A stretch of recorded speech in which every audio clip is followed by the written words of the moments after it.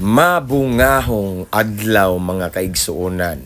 Mao din yung nahitabo gahapon, wala ta ka-upload gabi kay kapoy kay biyahe gikan sa Cebu, wala tarong tulog. Gahapon igsoon mao ni no ning sayo tagmata alas 3 kapin sa kadlawon kay biyahe ta yesterday to Cebu kay schedule man nato every Monday man kita moadto dito mga igsoon mulabang tas kadagatan ba aron imantala ang pulong sa Ginoo sa tuang mga kaigsuonan nga mga piniriso, no, going to Cebu City Jail ta ni mga igsoon.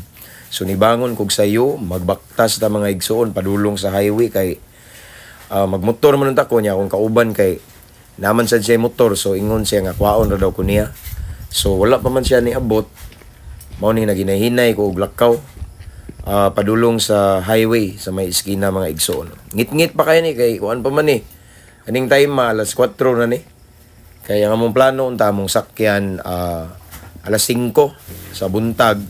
Niya kung madugay mi alas 6 kay makaabot pa man mi ana kay ang amuang schedule sa jail is 10 o'clock in the morning.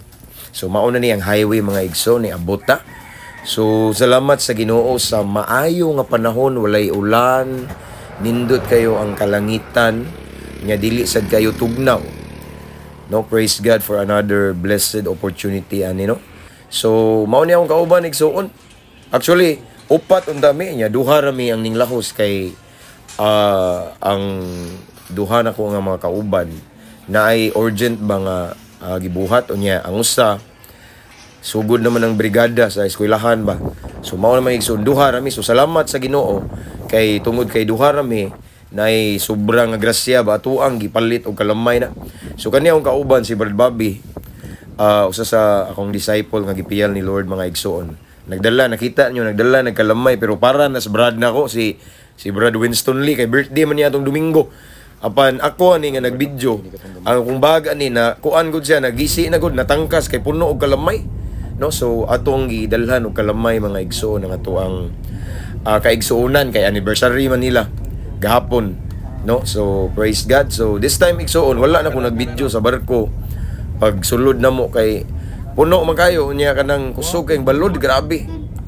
Actually ganinang buntag pag ampo na ako nagbawd-bawd ba akong pananaw kay kusog kay bawd pagpaduong ba. Pero taliwala niya ng tanan bisan unsa pa kabaloron sa kadagatan, wala ka na makapugong sa excitement sa among kasing-kasing nga mo share na pud sa pulong sa Ginoo sa atong mga kaigsuonan nga mga piniriso. So this time igsoon nasulod na ta sa kalunasan sa Cebu kay palugsong ni and then patangas and then mabot na ta dayon sa jail. So salamat sa Ginoo nakataksi ta ni mga igsuon niya. Mao ni abot na ta. Nakita na natong taas kay diha nga mga wall ba, mga pader taas kayo mga igsoon kay mauna sa jail.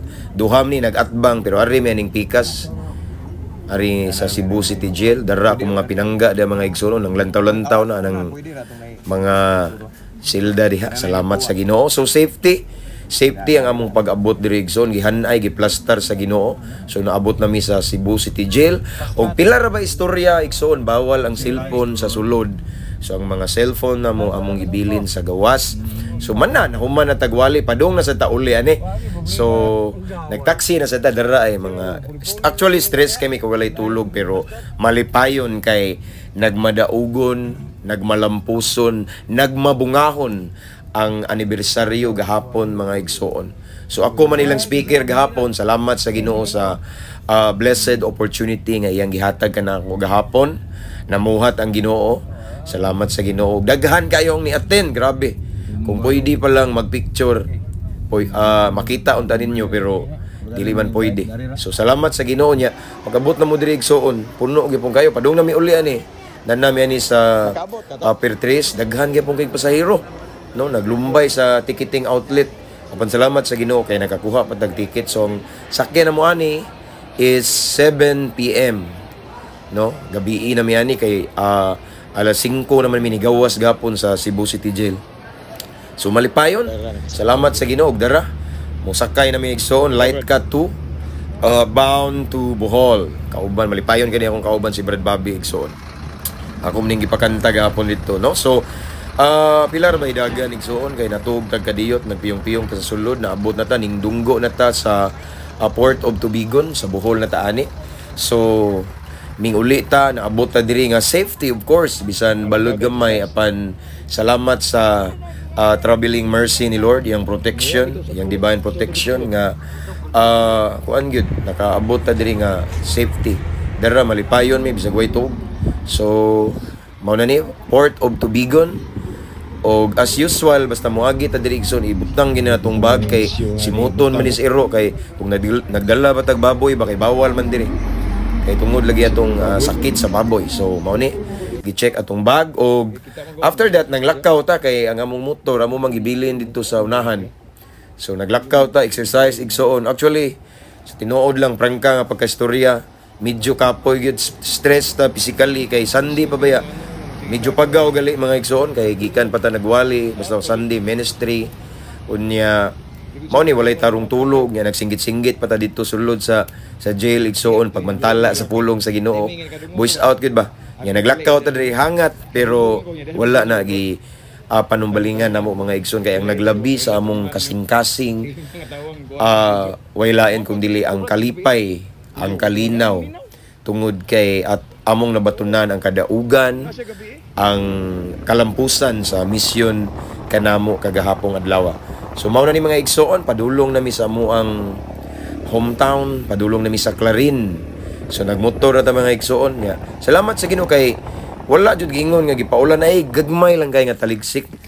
So pilar bay dagan naabot na ta sa amuang baryo, among balay padulong na ko ani igsoon. So kung unsa ko nga ni gawas mao sa niya akong pagsulod nagbaktas ko, no, padulong sa balay from the highway nagbaktas ko padulong sa sulod og bisan kapoy kay igsoon ang akong mata ni nagpiyong-piyong na.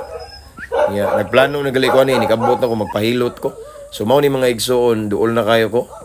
Mao na ang church nato, nakita na nato mga igsoon. Giusig na ko sa iro na diri kay naabot ba. Unya excited, no? Usa sa excitement nako kay makakita na pud ko sa akong pamilya, sa akong pinanggang asawa ug sa akong anak. Kay usa man sa ni sila sa akong mga stress reliever sa ministry aside ni Lord. So mao ni mga igsoon, again malipayon tungod sa kadaugan, kalampusan og mabungahon kayo ang misyon nga gihatag sa Ginoo. So manuktok ta diri kay nanglak naman ni alas 9 ni sa gabi mga igsoon naabot ko diri. So kita na tong sticker da Jesus Reigns na kanunay igsoon. So nanuktok kung kinsay mo abli na ko diri igsoon. No? So again, salamat sa Ginoo. Himaya og kadungganan akong ibalik sa atong buhi nga Dios tungod kay grasya ra ganyatanan. To God be the glory.